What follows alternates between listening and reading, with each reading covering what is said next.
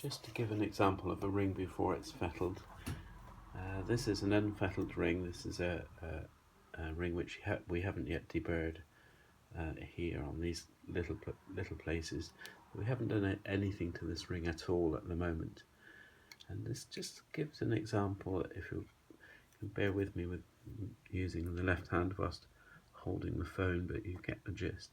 So if I slide that through and we look at the dial gauge,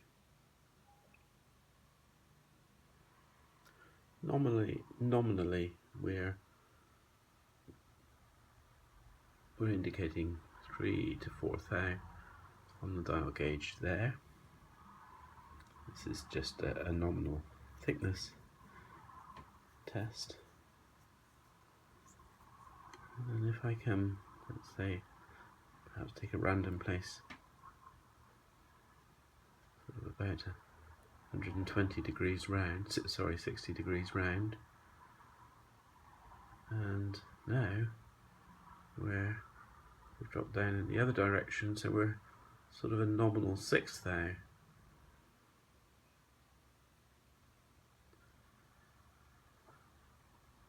So in that 60 degrees we've had a variation of sort of 8 to 9 thou. So when you think that we're looking for an 8 thou clearance, is the minimum clearance when the ring is in the piston, when it's sort of placed down into the piston, and the clearance in here across this face. And we've got a 9 thou variation, and this has been fairly typical of the sort of thing we've been up against.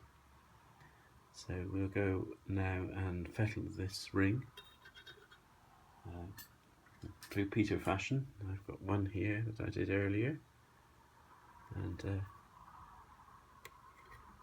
the piston grooves actually have quite a variation as well, which doesn't help.